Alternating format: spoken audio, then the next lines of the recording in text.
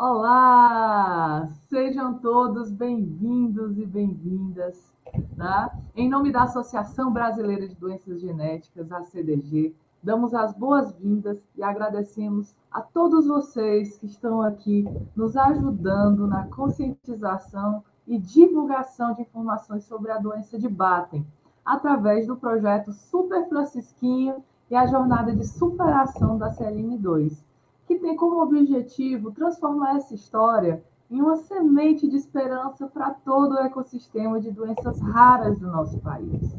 Para a live de hoje, recebemos orgulhosamente o excelentíssimo deputado federal Joaquim Passarinho, juntamente com os pais do Francisquinho, Bruno Marinho e Patrícia, para falarmos sobre políticas públicas para pessoas com deficiências e doenças raras.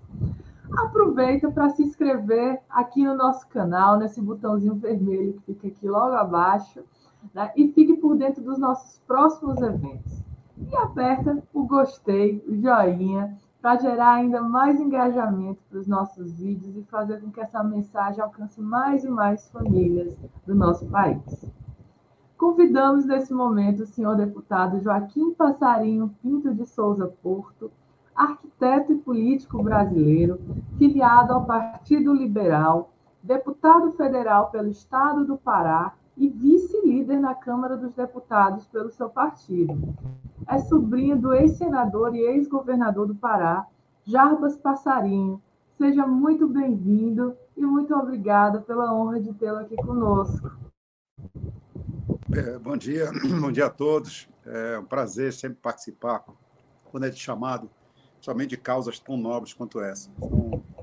São lutas, né, que muitas vezes invisíveis, que as pessoas travam, principalmente as famílias, né, porque eu sempre digo que a falta do conhecimento para tudo, ela é um entrave, né? E realmente, até pouco tempo, pouca gente falava sobre doenças raras. Né? Nos últimos 3, 4 anos para cá é que nós começamos a ouvir um pouco mais sobre isso, ou isso começou a ter um pouco mais de eco, porque as famílias ficavam muito isoladas, tentando resolver os problemas e com uma distância muito longa do poder público. Então, a gente poder participar desse momento, entender também, conhecer também, é muito importante para nós, que estamos aqui em Brasília para elaborar as políticas públicas que possam ir ao encontro dessa necessidade dessas famílias que tanto precisam. Perfeito, deputado. E são políticos como o senhor que abriram as portas, né, não só dos gabinetes, mas do coração mesmo, e que nos ajudam tanto nessa luta. Nosso muito obrigado mais uma vez, não só por sua participação aqui, mas pelo seu engajamento nessa causa, tá? Nossos próximos convidados são Bruno Marinho e Joline, que são os pais do Francisquinho, moram em Breves, na cidade de Ilha de Marajó, no Pará, idealizadores desse projeto, que foi pensado para compartilhar conhecimentos acerca das experiências vividas com o filho deles, desde o diagnóstico até o momento atual tão importante do PCDT para a CLN2, onde a jornada de luta dessa família tem ajudado a reescrever a história da saúde pública para os raros em nosso país. Muito obrigada mais uma vez pela presença de vocês. Sejam bem-vindos, queridos. Tudo bom, Ana? Muito obrigado pelo seu convite, por aceitar o nosso convite, né, deputado? O senhor que sempre está solícito à nossa causa, à nossa luta, sempre abriu as portas do seu gabinete, né? E sempre se colocou à disposição para ajudar no que for preciso, né? A gente lhe agradece muito. E a gente agradece muito também a vários deputados, vários políticos do Pará. A gente hoje tem muito orgulho da nossa bancada paraense na Câmara, né? Porque a causa das doenças raras, a gente fica muito feliz porque, independente de partido político, a gente teve uma boa aceitação, né? A gente teve apoio de partidos bem diferentes, né? Bem antagônicos, e a gente fica muito feliz com isso, porque essa bandeira das doenças raras é levantada e abraçada por vários deputados, inclusive, talvez um dos que mais tenha ajudado o deputado Joaquim, a gente fica muito feliz. Sempre que a gente solicita alguma demanda, ele, sem pensar, ele está disposto a nos ajudar. Muito obrigado, deputado, pela sua participação. A honra é nossa, Ana, estarmos aqui, né, falando com o excelentíssimo deputado federal, Joaquim, uma pessoa que somou luta com a gente, segurou nossa mão e vamos lá, né? Nos representa muito bem, né, para o nosso estado do Pará, pela causa da doença rara, pelo nosso pequeno Super Francisquinho. A gratidão nossa é eterna, né, por essa pessoa tão maravilhosa que Deus colocou na nossa vida, que é o deputado. Maravilha. Moderando essa conversa estarei eu, Ana Benício, professora universitária, fundadora da Ubuntu 3 Inteligência Criativa, e tive a honra de participar, né, junto a eles, da elaboração desse projeto, e a doutora Mônica Deraldo, que é a diretora social da CDG, que também está como parceira nesse projeto. Dando início às perguntas de hoje, né, reforçamos que Bruno e Patrícia podem ficar à vontade para fazerem suas considerações à medida que o senhor deputado Joaquim for responder. Tudo bem? Senhor deputado, para iniciar nossa conversa, de que maneiras um deputado federal pode ajudar em se tratando de políticas públicas voltadas para a saúde? Bom, primeiro, nesse caso, eu queria ver, antes disso, dar um abraço aí no Bruno e na Patrícia, tá? Que são realmente guerreiros. Todos vocês que abraçam uma causa como essa são guerreiros, porque, volto a dizer, começando a responder a sua pergunta, o que mais dificulta essas políticas públicas aqui serem implantá-las é a falta de conhecimento, né? Porque as doenças raras, pelo nome dizer, são raras, a gente acaba não tendo conhecimento sobre ela.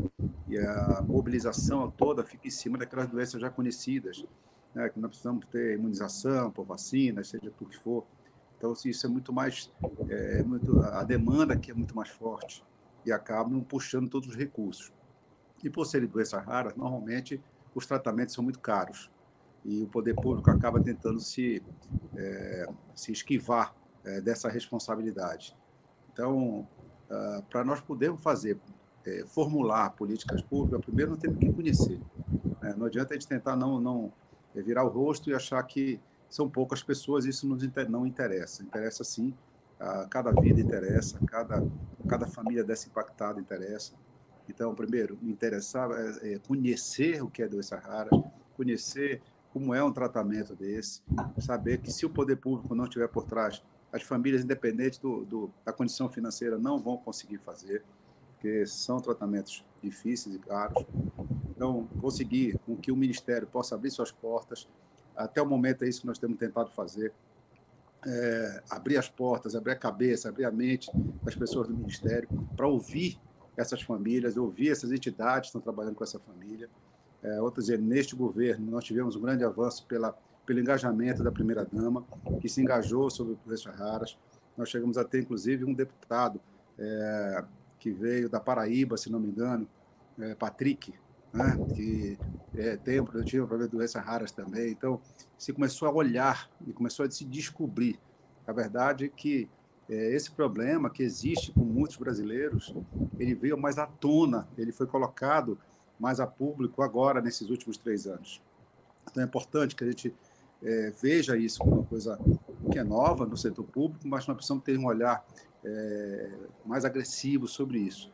Então, para formalizar essas políticas públicas, primeiro tem que ter o conhecimento, né? Conhecimento para poder ir juntos às autoridades do Ministério, porque isso passa pelo Ministério, passa por normativas, passa por autorizações, não podemos esperar muito tempo, tem que ser coisas ágeis, porque a doença rara ela pode agravar a qualquer momento. Então, são conhecimentos que nós precisamos ter. Eu ainda estou engatinhando nisso e agradeço ao Francisquinho que me trouxe essa tese para a gente poder começar a olhar de outra maneira para esse tipo de necessidade e poder ajudar aqui aqueles que mais precisam, dentro realmente de toda essa burocracia, ou uma burocracia, que é do poder público dentro dos ministérios. Temos conseguido alguns passos lentos ainda, mas nós vamos tentar continuar, com a ajuda de vocês, formular essas políticas que possam levar ao atendimento dessas pessoas que tanto precisam. Perfeito, deputado. É isso mesmo. É um passo cada dia, um passo de cada vez, a gente vai longe junto, né? Como o senhor vê o cenário das políticas públicas voltadas para as pessoas com deficiência e doenças raras hoje no Brasil? Como eu falei, nos últimos três anos, houve uma atenção um pouco maior, né? Se chamou mais atenção para isso.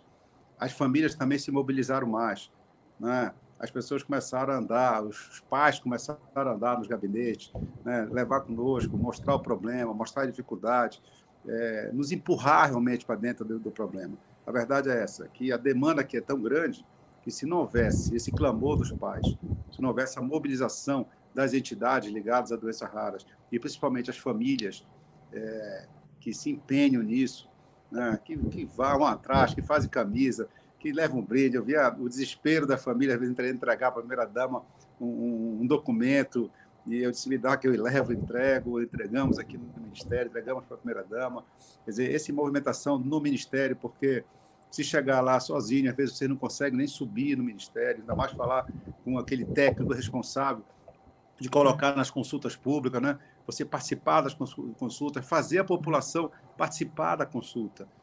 Eu volto a dizer, quando falo em doenças raras, pouca gente sabe o que é. Todo mundo sabe que é alguma coisa diferente, mas as pessoas não entendem a gravidade e principalmente a urgência desse tratamento. Então, precisamos buscar medicações fora, novas medicações. Isso é algo que está começando ainda. Muito vamos avançar. Eu tenho certeza que essa luta ela é apenas o início para que a gente possa baratear esse tratamento, para que a gente possa deixar esse tratamento como algo prioritário dentro dessas políticas públicas. Então, nós temos que trabalhar o orçamento, nós vamos votar o orçamento agora no final do ano, mas antes nós precisamos que o Ministério reconheça essa doença rara, que o Ministério consiga colocar isso como uma doença que tem tratamento pelo SUS, para que a gente possa adotar orçamento qualificado para o Ministério da Saúde nesse atendimento. Eu volto a dizer, nós vamos falar de muita coisa aqui, mas tudo, na minha opinião, passa pelo conhecimento, que as pessoas possam parar um pouquinho do seu tempo e ler um pouquinho, e procurar, e pesquisar, e conversar com as pessoas para ver a dificuldade que é esse tratamento e a necessidade urgente que nós temos de ter dentro do Ministério, dentro do governo, um amparo a quem precisa, a quem realmente está passando por esse problema. Vou dizer, o Francisquinho, como outras crianças estão pelo Brasil, eu atendi não só o Francisquinho lá, os pais, mas outros pais de outros estados também, vocês estão abrindo portas. Com certeza, vocês vão ser referência lá na frente para outras famílias que vão ter esses problemas, infelizmente, mas que vão ter um amparo melhor do poder público, graças ao esforço, à dedicação desses pais que estão trabalhando agora. Perfeito, deputado. E, na sua opinião, quais são os pontos que precisam mudar para que pessoas com deficiência e doenças raras sejam tratadas com mais dignidade no nosso país? Né? Eu te volto a dizer, tudo eu vou bater para você no falta do conhecimento. Né? Você, até dentro do Ministério, você não tem um conhecimento direito. Né? Se a pessoa na própria área da saúde ainda não tem esse conhecimento, esse entendimento. Né? Então, eu acho que tudo passa por isso, porque, no final, são poucos, né? E as pessoas acabam dedicando o seu tempo àquelas outras doenças em que a grande maioria da população está propícia a ter. Mas nós temos que entender que isso tudo tem um início, né? E se esse tratamento não for começado, se as pesquisas, principalmente, não só o tratamento, nós temos que trabalhar no tratamento, na pesquisa de medicações, na pesquisa de tratamentos mais baratos, que possam ser mais acessíveis a toda a população. Hoje ainda são muito caros, já foram mais caros, já começamos a baratear esse preço. Isso se deve a esse tipo de propaganda que começou a se fazer. Começou a se conversar sobre o assunto, se falar sobre o assunto. Você traz laboratório, você traz pesquisadores atrás disso para que a gente possa realmente baratear. O grande desafio, né, no tratamento, até o que eu sei, é o custo desse tratamento, que hoje ainda é muito alto. Muito alto. Nós precisamos fazer com que isso possa ser barateado para que as pessoas tenham um atendimento rápido do poder público. Tem que ter um amparo do poder público. E, para isso, nós temos que começar agora no orçamento, já dotando o orçamento da União e algum recurso destinado, uma rubrica destinada especificamente para as doenças raras. Mas nós precisamos ter o reconhecimento dessas doenças dentro do Ministério. Não adianta adotar recurso no Ministério se essas doenças não forem reconhecidas e aceitas dentro do Ministério como doenças que precisam ser trabalhadas, precisam ser curadas, tratadas pelo poder público. Nós temos que esse trabalho que está sendo feito, as consultas públicas que já estão na rua, não sei isso, né, Bruno? Parece que há uma consulta pública, as pessoas precisam participar, se interar, para que a gente possa colocar e escrever esses tratamentos dentro dos tratamentos prioritários para o Ministério, para que ele possa, através de recursos, dotar os estados também de condições para esse tratamento. Perfeito. Ana, queria fazer uma contribuição. Só desculpa, a Patrícia foi olhar o Francisco ali, rapidinho. Uma coisa que o deputado chamou a atenção, a questão do conhecimento, né? E esse conhecimento, ele vem de várias formas, né? Falando especificamente de doenças raras, o deputado mencionou que muitas vezes as pessoas dentro do Ministério não têm o conhecimento, né, de determinada doença. E ninguém tem a obrigação de ter esse conhecimento porque é uma doença rara, né? E depois de tudo que a gente já passou, né, já batalhou, já viveu, já aprendeu, hoje eu costumo falar muito que, assim, muitas pessoas falam, político, ele não faz nada pela população, né? A gente tem essa fala um pouco popular, né, que às vezes se perpetua, mas hoje eu entendo que os políticos, sejam senadores, deputados, vereadores, né, na esfera municipal, eles não podem fazer algo quando não há demanda, quando a população não diz onde dói, né? Não é possível fazer nada se não tem ninguém gritando, se não tem ninguém falando. E para que a gente possa levar hoje demandas até os políticos, para que eles possam legislar em nossa causa, a gente precisa se organizar, a gente precisa conhecer, eu preciso chegar lá, como já cheguei várias vezes com o deputado, os outros pais, quando ele nos recebeu em Brasília, a gente tem que explicar o que é a doença e tem que saber explicar o que a gente precisa, de que forma a gente precisa que eles nos ajudem, né? Se não existe essa demanda, o parlamentar, ele, primeiro, que não vai ter conhecimento do que precisa fazer, né? Do que aquela parcela da população está precisando naquele momento.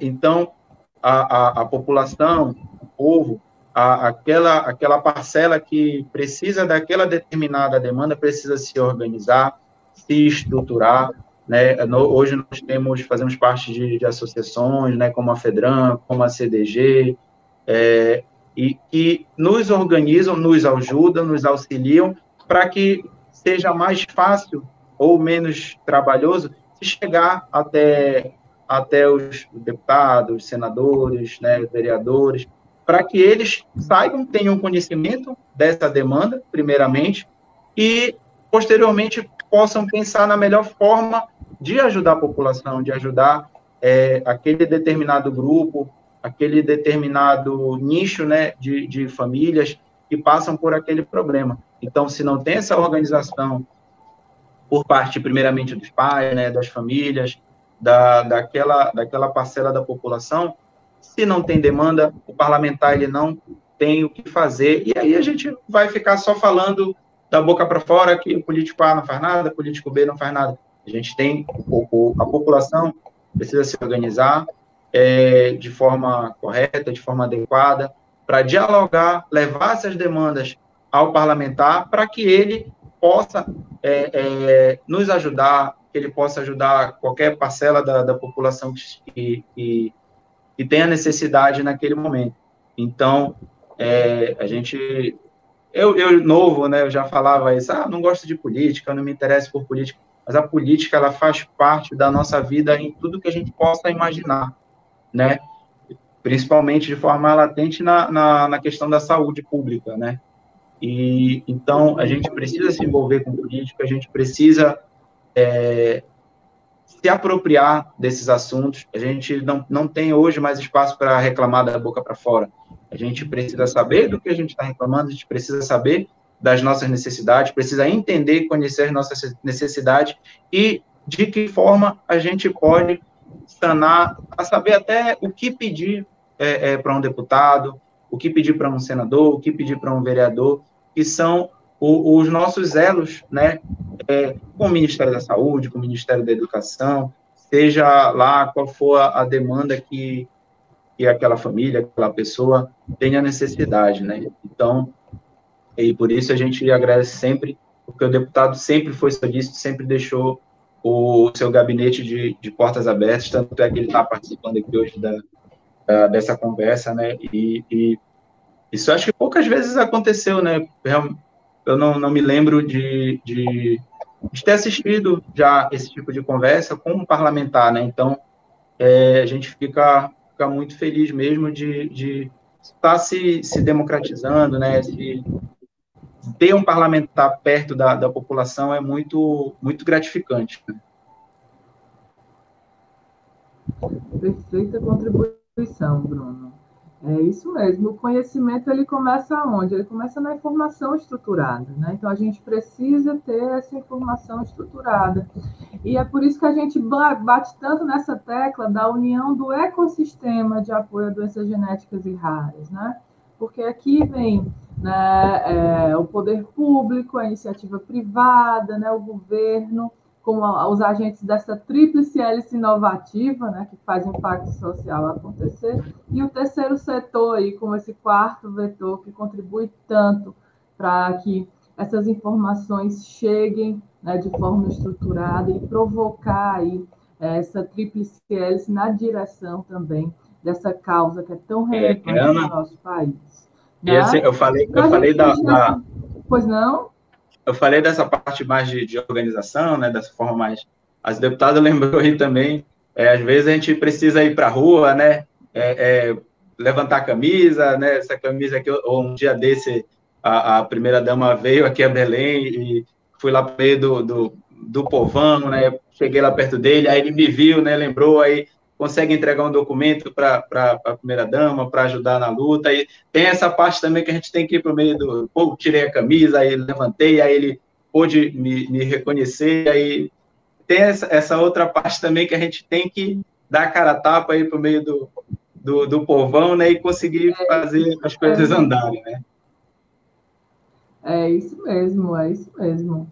É a sociedade civil organizada, né, aí propondo tudo isso, né, e provocando essa hélice. Deixa eu só me meter um pouquinho nisso aqui. É importante isso que o Bruno tem falado e que vocês têm feito, tá? O que a gente tem visto em outras doenças é que o poder público tem que apoiar, mas mais importante são as associações que são montadas. Se você vê as pessoas que têm algum tipo de transtorno, algum tipo de doenças mentais, elas são atendidas muito melhores em associações como a PAI, como outras associações, do que pelo próprio poder público, né? A sociedade civil ela chega muito mais rápido, ela chega muito mais à frente, ela é muito mais empenhada, muito mais comprometida, às vezes, do que o poder público. O poder público tem toda a sua burocracia, tem a mudança de governo, tem a mudança de entendimento, mudança de secretários. Então, o que a gente precisa aqui é arrumar algum recurso, mas é muito importante a participação e engajamento da sociedade civil através dessas associações que vocês fazem parte, porque a salvação dessas crianças, a salvação e o prolongamento desse trabalho, ele tem muito a ver com a organização da sociedade civil. Perfeito. É isso mesmo. Né? Então, esse terceiro setor, essas organizações da sociedade civil, né, as OSCs que movimentam, aí no Brasil, né, a gente tem OSCs importantíssimas, né, nessa causa, que realmente provocam tudo isso, né, e trazem a atenção das universidades, do poder público, da iniciativa privada para essa causa, né, para que esse impacto social aconteça. Né? E o senhor, na sua última fala, falou muito bem sobre os pesquisadores, né? Sobre a importância das universidades. No Brasil também a gente tem grupos de pesquisas excelentes, né? De ponta, né? Que vêm, de fato, também fazendo, contribuindo para o desenvolvimento de tratamentos. Né? Então, isso é importante a gente ressaltar aqui e agradecer. Né? E a nossa pergunta ela vai justamente nessa direção. Com relação à incorporação de novas tecnologias, né? Mais especificamente, medicamentos para o tratamento de doenças raras. O que poderia ser feito para que esse processo fosse mais rápido e menos doloroso para os pacientes e suas famílias, senhor deputado? Na sua opinião. Eu acho que é isso que nós estamos fazendo aqui, que vocês estão fazendo. Tudo volta para a falta do conhecimento. A demora justamente é por desconhecer a gravidade do problema. Então, você chega num funcionário do Ministério, ele não sabe o que fazer, você chega num diretor da área que também tem outras demandas em cima dele e acaba não se preocupando muito com essa, até porque são raros, não são tantos pacientes, ele acaba se dedicando àquilo onde você tem muito mais pacientes precisando de atenção. Então, nós precisamos desse engajamento, que a classe política possa se envolver, sim. O Bruno falou do engajamento político da sociedade, e tem uma frase que eu sempre disse na campanha, quando as pessoas ficam falando mal da política e até não querendo nem participar disso, é um ditado que diz que quem não gosta de política vai ser governado por quem gosta.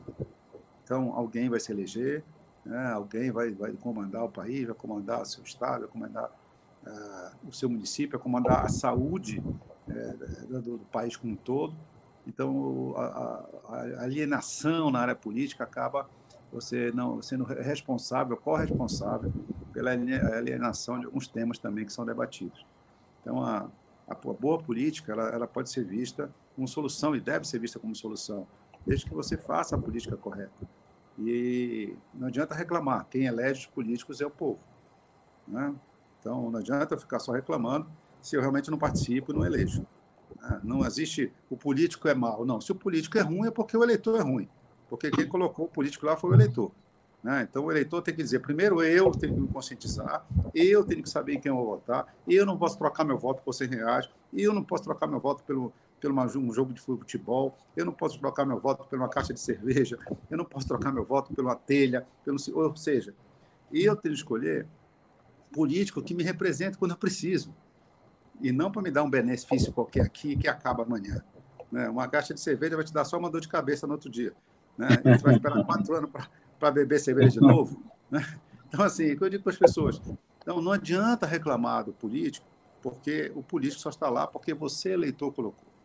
Então, antes de você fazer a queixa, faça uma autoanálise, né? Será que nós estamos fazendo nosso trabalho correto?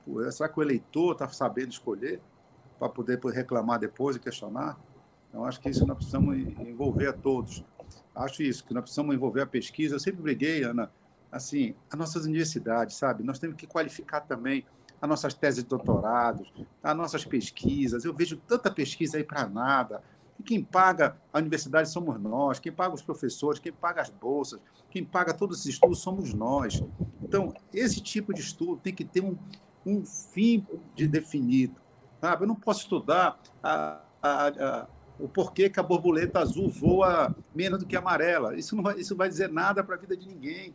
Sabe? Eu não posso bancar um estudo que vai... Como eu vi um dia desse, o cara estava discutindo a importância dos corpos gordos no sexo, não sei de quê. Quer dizer, você vai fazer uma pesquisa, gastar dinheiro público numa pesquisa que vai dar em nada.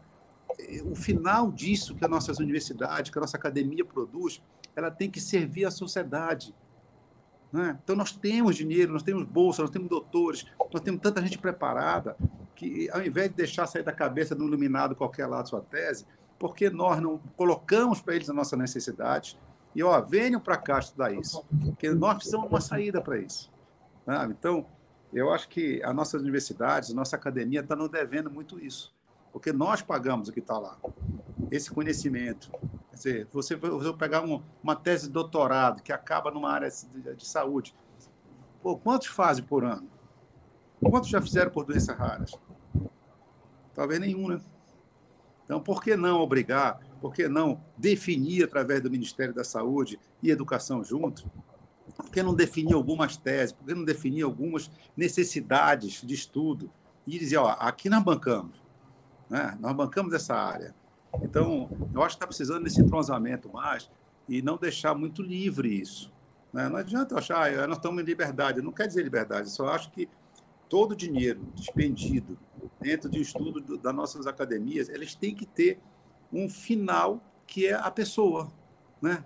O eleitor, o ser humano, ele tem que servir para alguma coisa, né? Tem que servir para quem está pagando aquela pesquisa. Então, esses problemas de procurar uma medicação mais barata, mais acessível, procurar novos tratamentos, isso tem que ser um ponto fundamental e primordial dos nossos trabalhos de pesquisa nas nossas academias. Concordo com o senhor, plenamente, deputado, concordo com o senhor. Tudo precisa ser mais direcionado, né? Se a gente, de repente, fosse fazer um levantamento da quantidade de teses que se tem para doenças raras, com certeza vai ser um número muito, muito pequeno, né? Primeiro, porque, lógico, é um universo pequeno, né? Uma amostra pequena, mas existem várias doenças raras, né? A gente tem aí entre 6 mil e 8 mil doenças raras, né? A gente tem essa quantidade. Então, mesmo que sejam cada doença rara uma parcela pequena, mas a gente precisa de contribuição porque são inúmeras doenças raras e se a gente for levar em consideração quantas teses, né, quantos trabalhos de pesquisa têm voltado para isso, com certeza vai ser um número muito pequeno. Outro dia saiu também no Fantástico, inclusive, uma pesquisa sobre o cão-apu, que é sobre criança, tipo, voltado para Alzheimer, né? Só que, assim, e o nosso acesso? Nós corremos atrás para tentar... A maior pesquisa foi aqui no Pará, na Universidade Federal do Pará. Agora, vocês imaginam, nós somos do Pará, Francisco do Pará, vocês acham que a gente conseguiu acesso a essa pesquisa? A gente tentou bastante. Falar com os pesquisadores, né? Entendeu? Porque a gente queria somar, a gente queria enriquecer e deixar até que o Francisco fosse teste para essa pesquisa. A gente não conseguiu acesso. Então, é muito complicado, como o deputado falou, é muito fechado, tem tantas coisas que é para ser enfatizada e não são. Assim como a gente comentou que a gente precisa se organizar, né, para chegar até a classe política, para que a classe política possa dar um retorno para a população, isso pode acontecer com certeza e deve acontecer nesse meio científico, né, na universidade, que as pesquisas realmente possam ser voltadas mais direcionadas mesmo para o povo, né, para a população, né, para os indivíduos lá. Então, eu acho muito, muito importante essa sua fala, deputado. E para baratear o custo também, né? Você, através da pesquisa, do conhecimento, você barateia o custo. Então, você acaba, um pesquisador desse, que é bancado por nós, uma bolsa para fazer a sua pesquisa, fazer seu doutorado, ele conseguir trazer uma ideia nova, inovadora, e trazer, vamos supor, um remédio, uma cura muito mais barata, ele está pagando o seu estudo, ele está dando de volta à sociedade aquilo que a sociedade deu para ele trabalhar. E não aquelas teses que vão virar um livrozinho e ser colocado numa prateleira e ninguém vai usar. Eu justamente nunca vou parar para ler, porque a borboleta azul voa mais do que a amarela. Então, assim, mas tem tese sobre isso. Então, nós temos que entender que nós temos que saber que a área de saúde, principalmente, ela precisa ir para cima dessa, em todas as áreas.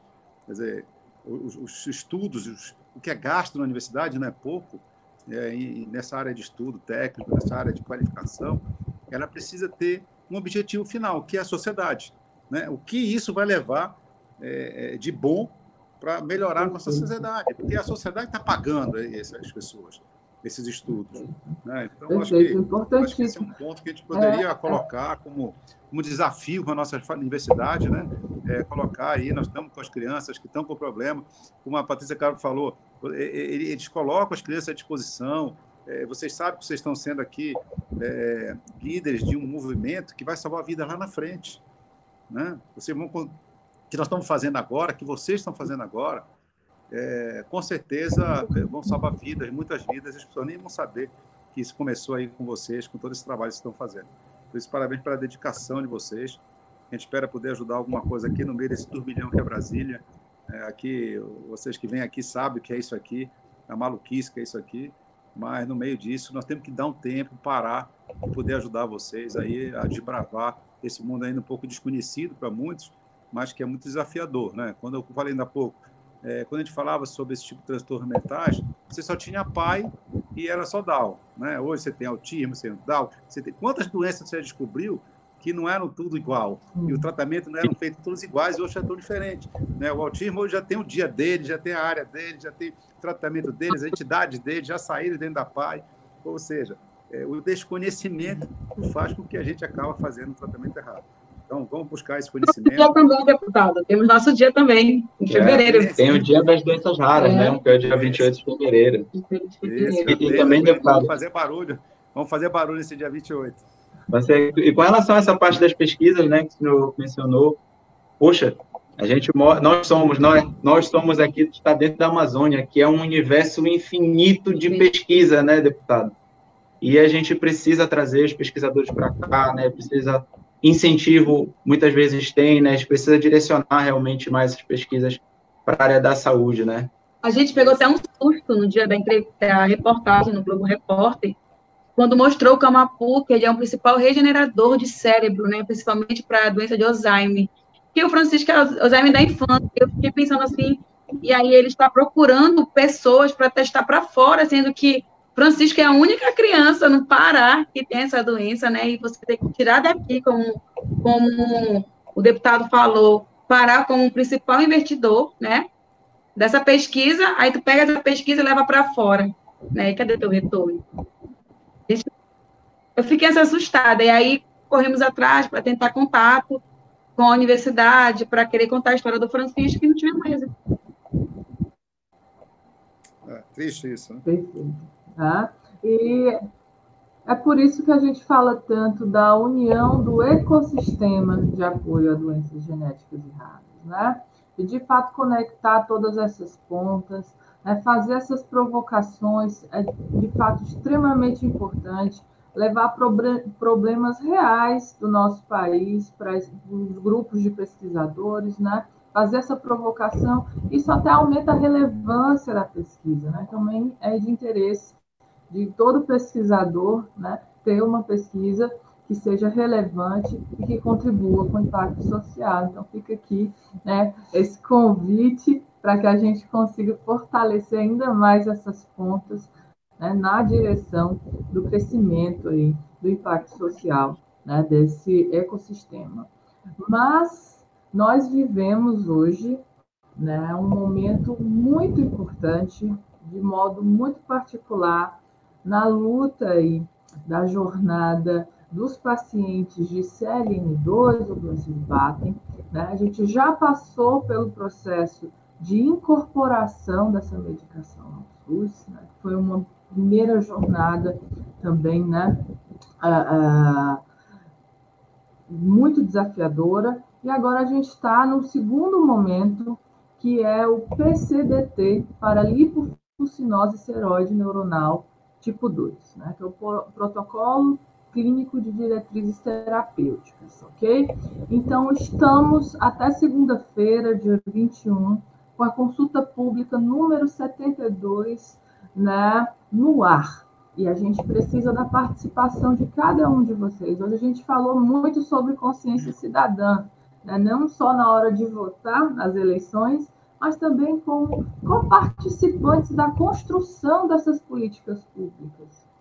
E que bom é poder contar com cada um de vocês nesse processo. A gente já fez esse mesmo movimento lá na incorporação, vocês vieram junto com a gente, né, de fato, somando nesse ecossistema, e agora é o momento de fazer tudo isso novamente. Tá certo? A gente já tem mais de 500 contribuições nessa consulta pública, mas precisamos dobrar esse número aí até segunda-feira, até o último dia, né? E eu tenho certeza que a gente pode contar aí com apenas alguns cliques de vocês para somar nessa luta, ok? Eu vou demonstrar agora rapidinho como que a gente faz para contribuir, para dar a nossa contribuição nesse processo. Vocês vão ver que são apenas alguns cliques, então, de fato, né, é pouquíssimo tempo com uma contribuição extremamente valiosa.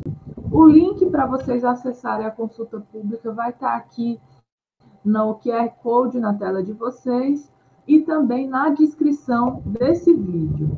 Então, clique aí no link na descrição do vídeo e já vamos aqui fazendo, né, a nossa contribuição juntos, tá certo?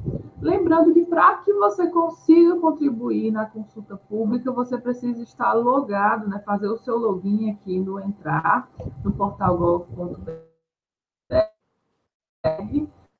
Você vai estar habilitada para contribuir com a sua consulta pública, tá? Chegando aqui na consulta pública Conitec SCTIE número 72/2022, PCDT, lipofucinose seróide neuronal tipo 2, CLN2, doença de Batten, como nós estamos falando aqui, tá certo? Ó, a gente já está com 507 contribuições recebidas até o dia 21, então vamos aí juntos, né, dobrar esse número, ultrapassar a barreira aí das 1.000 contribuições e de fato, contribuir para a cocriação desse protocolo clínico de diretrizes terapêuticas da lipofucinose seróide neuronal tipo 2. Quem quiser ter acesso a mais informações para compreender melhor esse contexto, né, como foi a jornada até esse momento da consulta pública, basta clicar aqui nesse link do relatório PCDT, que vai abrir para vocês esse documento do Conitec, que é um relatório de recomendação com esses protocolos, tá ok? E é importante que vocês se atentem de modo particular aos tópicos que falam dos critérios de inclusão e os critérios de exclusão de pacientes para o acesso a esse tratamento. São justamente esses dois tópicos, né, que a gente vem solicitando, de fato, né, uma atenção maior, né, do Conitec, né, e dos profissionais envolvidos na elaboração desse protocolo, para que este protocolo, de fato, leve o acesso ao tratamento a todas as crianças, né, que cada vida importa. Então, vamos lá. Para registrar a sua opinião, você vem aqui, sua data de nascimento, a região, né, que você reside, o estado, o município. Aqui você vai preencher como você deseja contribuir. Se é como uma organização da sociedade civil, né, uma associação, um grupo informal, uma fundação, um instituto, paciente, familiar ou amigo de cuidador, parente, profissional de saúde, alguém interessado no tema, empresa fabricante de tecnologia avançada. Você vai aqui preencher qual dessas opções mais se adequa à sua realidade. Se for pessoa jurídica, você vai colocar aqui o seu CNPJ e a razão social, ok? Caso não, você segue para o próximo item. Aqui o seu sexo biológico, declaração de cor e etnia, e aqui começam de fato as perguntas direcionadas à consulta pública. Como você ficou sabendo dessa consulta pública? Se foi a partir desse movimento, né, dessa sequência de lives do Super Francisquinho, você coloca aqui redes sociais. Se foi a partir de um outro canal de comunicação, você seleciona a opção que mais se adequa, certo? E aqui, para falar das perguntas 10, 11 e 12, eu vou chamar o Bruno para fazer as considerações, ele como pai do Francisquinho, né? Ele e Patrícia como pais do Francisquinho, né? Como eles entendem que a gente pode participar dessa consulta pública para contribuir para a melhoria desse protocolo. Como a gente já comentou em outros programas, né? O PCDT que foi proposto agora pela Conitec, pelo Ministério da Saúde, ele é um pouquinho excludente, né? Bastante excludente. Tem uma escala motora e uma escala de linguagem em que é levada em consideração e existe uma pontuação para isso, certo? Então, a Conitec, ela colocou como pontuação 3, que a escala toda vai de 0 a 6. Então, isso precisaria que a criança estivesse andando, estivesse falando, para que pudesse receber a medicação. Então, isso hoje está bastante aquém do estado dos nossos filhos hoje, né? Mas o próprio Francisco prova de que há progressão dentro dessa escala, né? O Francisco já chegou a estar na escala motora 0, né? Então, e após o início da medicação, ele progrediu muito. né? E esses progressos eles não são levados em consideração no PCDT da forma como está sendo proposto hoje. Então, quando você for votar, amigo, a gente pede muito que você coloque na pergunta 10 a alternativa muito ruim, porque a gente precisa que esse PCDT receba uma alteração, que ele seja modificado para que ele seja mais amplo e que nenhuma criança fique de fora do recebimento da medicação, né? Então, a gente precisa que você vote na pergunta 10 muito ruim, para que a gente possa modificar esse PCDT e torná-lo mais amplo, né? E nas perguntas 11 e pergunta 12, você pode falar da melhora motora, da melhora da linguagem, da melhora da alimentação. Você pode citar essas situações que aconteceu com o Francisco, estão acontecendo também com as outras crianças, né? Acontecendo com a Isa, com o Guilherme, com o Samuel, com a Maria Clara, com a Carol, né? Com todas as crianças que estão nessa luta, né? Pela medicação. E também um outro ponto que é muito importante salientar, além da melhora motora e da melhora de linguagem, que é um pouco mais demorada, porque precisa também de uma reabilitação adequada, né? A principal questão, uma das situações que mais nos aflige enquanto pais, é ver o seu filho convulsionar. Quem já presenciou uma crise convulsiva sabe o quanto é desesperador, o quanto é angustiante, né? Seja em idoso, jovem, mas numa criança é mais desesperador ainda. A crise convulsiva é algo que a gente, naquele momento, quem nunca presenciou, acha que a pessoa vai morrer, que a criança vai morrer, quando tem uma primeira crise convulsiva, né? Então, a CLN, sem a medicação, ela é uma doença que a criança caminha aí para 10, 15, 20 crises convulsivas num dia. E isso é desesperador, né? Imagina como vai ficando, com o tempo, o cérebro dessa criança. Então, a alfa-cerliponase, um dos primeiros benefícios dela e mais amplos é o controle das crises convulsivas, né? E associado a isso, depois entra a questão da reabilitação e a criança vai tendo os ganhos motores e ganhos de linguagem que são mais lentos, é lógico. Eles vêm de acordo com a administração da medicação e a reabilitação. E isso demanda tempo. Mas o mais emergente, que a gente tem, o maior benefício da medicação é o controle das crises convulsivas, que traz qualidade de vida para a criança, né? Traz conforto para os nossos corações, né? Porque deixar de ver o seu filho convulsionar não tem palavras, né? Como se fosse um milagre, né? Então, você pode citar esses pontos, né? A melhora motora, a melhora da linguagem. O Francisco já está se encaminhando para essa questão de repente, daqui a um tempo a gente conseguir tirar ele da sonda da GTT, né, da alimentação. Ele já voltou a comer alguns alimentos, mas a gente não tem pressa nenhuma para que isso aconteça, a gente não quer atropelar nenhuma etapa, né, da reabilitação.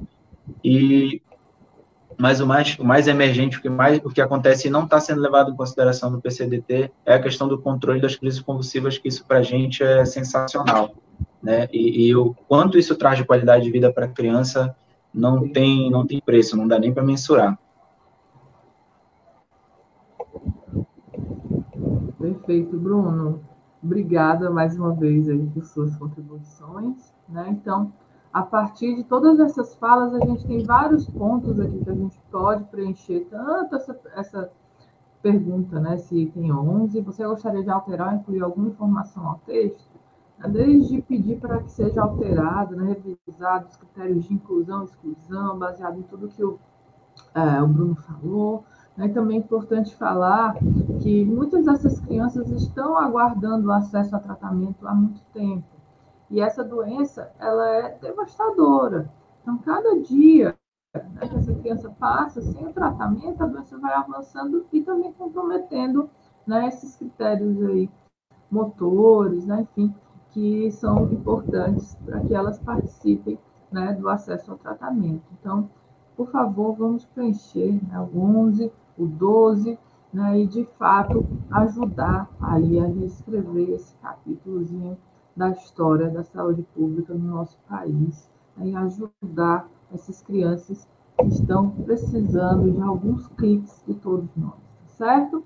O item 3 é caso você tenha algum documento para anexar, né, se você for um pesquisador, né, se você for um familiar de algum paciente ou um médico, um profissional de saúde, no caso, que queira contribuir também, né, a partir da sua experiência, você tem abertura, né, para, de fato, fazer o upload, né, anexar essa documentação aqui, contribuir com essa causa, lembrando, né, que o senhor deputado falou o tempo todo que conhecimento, né, para eles é muito valioso, essas informações contribuem para a formatação desse conhecimento. Então, se você tem como contribuir também, anexa aqui essa documentação e você estando logado no portal, vai aparecer um botãozinho azul aqui, enviar. Clicou nesse botãozinho e nos ajudou bastante nessa luta aqui, né, para que a gente consiga, né, mais essa vitória com alguns cliques, né? Vocês estão vendo como é fácil e prático para cada um de nós deixar as nossas contribuições, que vão sim ajudar muitas famílias.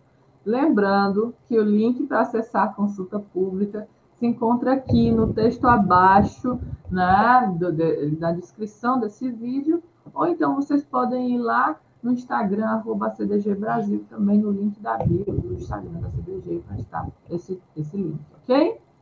E agora seguimos agradecendo a presença de todos e fazendo um convite aos nossos participantes para fazerem suas considerações finais ao público, né, e passarem seus contatos para que as pessoas possam também contactá-los, né?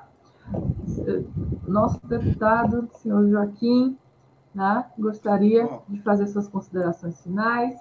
Eu só queria agradecer a Ana, Bruno, Patrícia, a todos vocês por participar desse momento. O Bruno já tinha me passado também o link, já está nas minhas redes sociais, né, já pedi para divulgar, estou pedindo a divulgação com massa, jogando com meus grupos de WhatsApp, jogamos no sul do Pará, jogamos em todos os lugares, ver se a gente consegue fazer essas ajudas. Mas é muito importante, cada conversa que a gente tem como essa, mais coisas a gente vai aprendendo. É importante essa fala do Bruno, mostrando que a gente precisa responder e o que responder nesse questionário, para ampliar um pouquinho mais esses conhecimentos. Então, vou dizer, estamos à disposição. A luta é muito longa, eu sei disso, mas vocês são heróis que sabe, a dedicação que eu vejo desses pais, a dedicação que eu vejo vocês da sociedade civil que se engajam nessas associações em procura dessa melhoria é muito importante. Então, queria agradecer o convite de estar aqui com vocês. Vamos estar ajudando aí até segunda-feira, divulgando ainda mais, para que a gente possa ajudar nessa formulação, para que a gente possa ampliar um pouquinho mais esse leque de atendimento, né? Eu tenho certeza que qualquer melhorazinha que a gente possa ver é um passo muito grande para o futuro, né? Então, vamos trabalhar na medicação, vamos trabalhar no conhecimento, vou dizer, e vou dar uma olhada também para vocês no orçamento da União, né, para ver se nós temos alguma coisa, e aí depois o Bruno podia falar comigo e a Ana também, sobre se tem algum tipo, no Ministério eu vou saber, algum tipo de rubrica, algum tipo de dotação específica para isso, para que a gente possa falar com o relator do orçamento e ver se a gente deixa alguma coisa lá já prevista, pode não ser o total, mas pelo menos alguma coisa garantida para a gente ter esse desenvolvimento desse tratamento, tá bom? Então, muito obrigado a todos, estamos sempre à disposição, desejo a todos que se emparem nas suas casas, saúde, muita fé nesse momento, a todo o Brasil, um país cristão, que Deus abençoe a todos. Como nós estamos do Pará, eu estou aqui do lado, não sei quem é católico, aqui do meu lado está Nossa Senhora Nazaré, então, que Nossa Senhora Nazaré abençoe o lar de todos vocês, principalmente os paraenses, então aqui da Nossa Senhora, e que aqueles que não são católicos, que Deus esteja no lar, na família de cada um de vocês. Muito obrigado. Amém, amém. Muito obrigada, senhor deputado. Amém. Bruno e Patrícia. A gente está emocionado. Desculpa a emoção, né? Agradecer primeiro, né, a Deus por a gente chegar a mais esse momento. Agradecer a FEDRAN, né, sempre pelo apoio, a CDG, obrigado, Ana. E muito, muito obrigado, deputado, por o senhor sempre estar disposto a nos ajudar, a nos ouvir, a receber as nossas demandas, e não consegui aqui conter emoção ao ver o senhor falar e dessa questão da rúbrica. É uma outra coisa que depois eu ia já tentar conversar com o senhor, mas é um dos maiores dos problemas, e vai ajudar não só a questão da CLN, né, mas outras doenças raras, porque quando chega essas demandas no Ministério da Saúde, a maior dificuldade é de onde vem, né, a verba para esse custeio, né, e ter uma rúbrica específica para as doenças raras seria um avanço, assim, a gente que a gente nem consegue mensurar. Eu estou emocionado. A doutora Mônica, é uma coisa que a gente sempre conversa muito, isso, que a gente tem que conseguir, a gente tem que conseguir, a gente tem que conseguir, e ver o senhor falando, olhando para esse lado, isso é pensar assim, mais à frente, né, em como posso solucionar realmente determinado problema, determinada dificuldade, né, e mais uma vez, obrigado pela sua disponibilidade, obrigado pelo seu olhar, né, para a nossa causa, não somente para a CLN, mas para as doenças raras. E dizer para você que está assistindo que tem alguma demanda, alguma dificuldade, hoje a gente aprendeu, a gente entende que você não pode ficar reclamando ao vento. Isso não vai trazer solução nenhuma. A gente precisa se organizar. Hoje a gente, enquanto nós, né, jovens, né, a gente enxerga o político como alguém inacessível. Então, são pessoas de coração bom, são pessoas que, se estão naquele local, é porque muitas pessoas os elegeram para estar ocupando aquele cargo, aquele espaço. Então, já fizeram muita coisa de boa para estar onde estão hoje. E, repito, se não tem demanda, se eles não têm conhecimento do seu problema, eles não vão poder te ajudar, eles não vão conseguir te ajudar e não vão ter nem como. Mas, se você, população, né, se você, indivíduo, começa primeiro, a ter o conhecimento do seu problema, entenda tudo que está ao seu redor, se organize, né, encontre outras pessoas que compartilham da sua dor, da sua luta, né, como nós fizemos. Hoje a gente tem contato, as outras famílias que têm crianças com CLN2, todos nós hoje somos uma grande família, e depois que a gente conseguiu realmente se organizar, tudo, não vou dizer que ficou mais fácil, mas ficou menos difícil, né, quando a gente se une em prol de uma causa, tudo fica mais fortalecido para que a gente possa caminhar, né. Deputado recebeu a gente em Brasília, né, outros pais que também fomos numa comissão, junto com a doutora Mônica, que é a presidente da associação que nos ajuda, e está sempre ali do nosso lado, né. Então, se organize, entenda do que você está passando, do que você precisa, para poder levar até a classe política, porque, com certeza, sabendo da demanda, sabendo da importância, eles vão ajudar, como a gente encontrou no deputado Joaquim Passarinho, encontramos apoio em outros parlamentares, e volto a dizer que hoje eu tenho extremamente orgulho da bancada paraense na nossa Câmara, porque nós recebemos apoio a luta da CLN, a luta do Francisquinho aqui no Pará, a gente não precisou levantar a bandeira de partido A, partido B, foram pessoas, esses políticos foram pessoas que se sensibilizaram com a nossa luta, né, e compraram essa luta para si, e hoje a gente tem aqui na pessoa do deputado Joaquim esse apoio e essa ajuda incondicional que a gente está tendo. Então, muito, muito obrigado, deputado. A gente vai seguir conversando aí, né, para tentar alinhar essa questão da rúbrica, e o senhor me deixou extremamente emocionado ao falar isso, porque seria a solução da maioria dos nossos problemas, não só para a CLN, para outras doenças raras também. Agradecer, né? Primeiramente, agradecer a Deus. O deputado me deixou bem emocionado, Senhora de Nazaré. acredito que chegou até ele a lembrança do Francisco, que também foi a mesma, né, no São de Nazaré. Assim, Ana, eu estava um pouco ausente, né, devido aos socorros do Francisco, mas eu pude escutar tudo que o deputado falava. Políticas públicas é isso mesmo, gente, a nossa responsabilidade, né, e as pessoas vejam muito assim como um bloqueio. Eu vou votar porque eu estou tendo um retorno imediato aqui. Hoje a gente está tendo prova da nossa total responsabilidade. Está aqui o retorno. O retorno foi tudo que nós falamos, foi tudo que o deputado falou. Isso não foi, vai acontecer, isso foram coisas que aconteceram, gente. Então, assim, isso é nossa responsabilidade. Quando você coloca um parlamentar, a responsabilidade foi nossa. Então, assim, quando você tem o Pará com uma bancada dessa maravilhosa, que compõe do deputado Joaquim, foi isso, foi nossa responsabilidade, foi nosso orgulho de ter colocado uma pessoa dessa maravilhosa para ser uma força.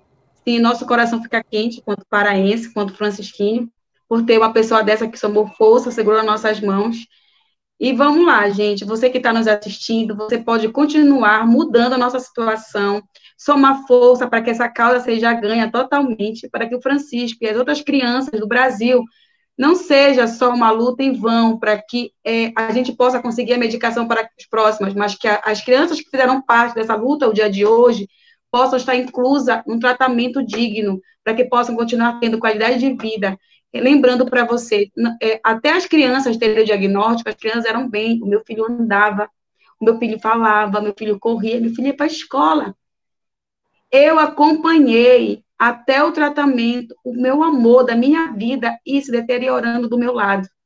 E eu não podia fazer nada. Eu não tive a oportunidade que você na sua casa está tendo de mudar a vida de uma criança. Apenas com um clique, apenas com 10 minutos. Com 10 minutos da tua vida, tu pode mudar a vida do meu filho, porque hoje bateu na minha porta. Amanhã pode bater na porta do teu filho, do teu sobrinho, do teu neto, do teu vizinho, do amigo do teu vizinho, do teu melhor amigo, eu não sei. Então, assim, hoje bateu na minha porta. E quando bater na tua porta, tu pode ter certeza e ter orgulho. Eu fiz parte, eu mudei. Os meus 10 minutos valeu a pena, não só para o Francisco, mas para outras crianças que possam vir ter diagnóstico, não passar por tudo que o meu filho passou. E que o Braá também possa ter mais políticos como deputado, para ser uma força. É um orgulho para o nosso Pará, a bancada maravilhosa que o nosso Pará tem. São políticos assim que o Brasil precisa mesmo, gente. Que live linda, que momento especial, gente. Vocês estão sentindo daí também, do outro lado da telinha?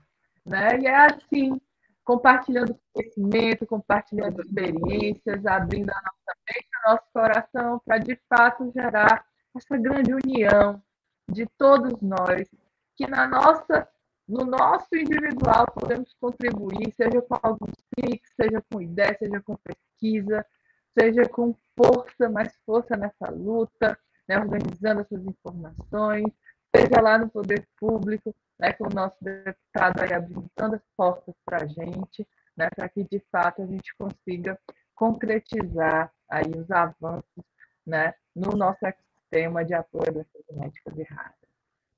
Lembrando que essa live continuará disponível para visualização aqui no nosso canal do YouTube da CDG Brasil, né? Então, compartilhe esse link com o máximo de pessoas que conseguirem, né? E convoca todo mundo para participar da nossa consulta pública número 72 e nos ajudar nesse momento tão importante para a construção de políticas públicas de apoio a essas crianças que estão esperando por nós. Uma boa noite a todos e nos vemos amanhã. Aguardamos vocês, hein? Um abraço. Um abraço. Obrigado. Até mais.